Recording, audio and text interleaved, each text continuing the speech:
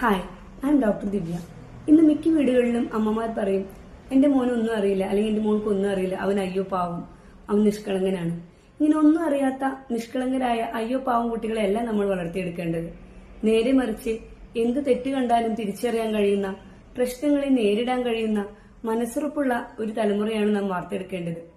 ഇതിനുവേണ്ടി നമ്മൾ പാരന്റ്സ് ചെയ്യേണ്ടത് ഇത്രമാത്രം: 5 മുതൽ 15 വയസ്സ് വരെയുള്ള കുട്ടികൾ അവർ ചെയ്യുന്ന പ്രശ്നങ്ങൾ അത് അവർ തന്നെ സോൾവ് ചെയ്യാൻ പഠിപ്പിക്കുക.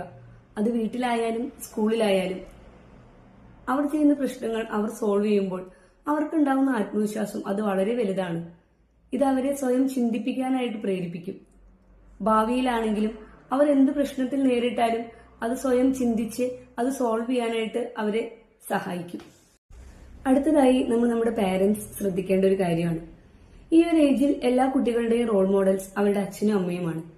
അപ്പോൾ നമ്മൾ നമ്മുടെ ജീവിതത്തിൽ ഉണ്ടാകുന്ന പ്രശ്നങ്ങൾ എങ്ങനെയാണ് നമ്മൾ ഫേസ് ചെയ്യുന്നത്, നമ്മളത് എങ്ങനെയാണ് സോൾവ് ചെയ്യുന്നത്, അത് നമ്മൾ അറിയാതെ തന്നെ നമ്മുടെ കുഞ്ഞുങ്ങൾ അത് കണ്ടു പഠിച്ചോളും.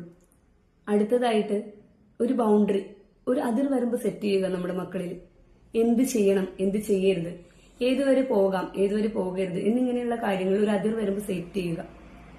അടുത്തത് അവരൊരു ഡിസിപ്ലിൻ പഠിപ്പിക്കുക.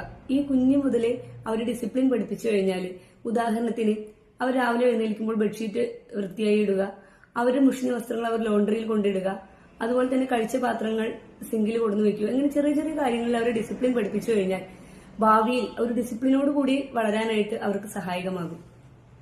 അടുത്തതായി എല്ലാവരും പറയും, കുട്ടികളെ നന്മ മാത്രം പഠിപ്പിക്കണം, ശരി മാത്രം പഠിപ്പിക്കണം.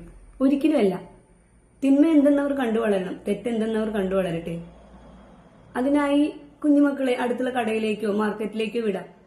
ചിലപ്പോൾ അവർ പറ്റിക്കപ്പെട്ടേക്കാം. ഉദാഹരണത്തിന് മാർക്കറ്റിൽ പോകുമ്പോൾ കേടായ സാധനം കൊടുത്ത് അവർ പറ്റിക്കപ്പെടട്ടെ. രണ്ടാമതൊരു തവണ ചെയ്യുമ്പോൾ അത് ശരിയായി ചെയ്യാനായിട്ട് അവരെ പഠിപ്പിക്കും. ഇങ്ങനെ സ്വന്തമായി ശരികളും തെറ്റുകളും അവർ കണ്ടു വളരട്ടെ.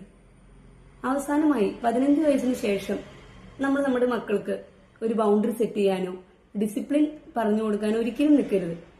ആ സമയത്ത് നമ്മൾ ചെയ്യേണ്ടത് ഒരു ഫ്രണ്ട്ലി അപ്രോച്ചാണ് ചെയ്യേണ്ടത്. ഒരു ഫ്രണ്ട്ലി അപ്രോച്ചിൽ അവരുടെ പ്രശ്നങ്ങൾ, അവരുടെ കാര്യങ്ങൾ അവരുടെ ഒപ്പം ഇരുന്ന് കേട്ട് അതിന് സോൾവ് ചെയ്യാനായിട്ട് നമ്മൾ ശ്രമിക്കുക.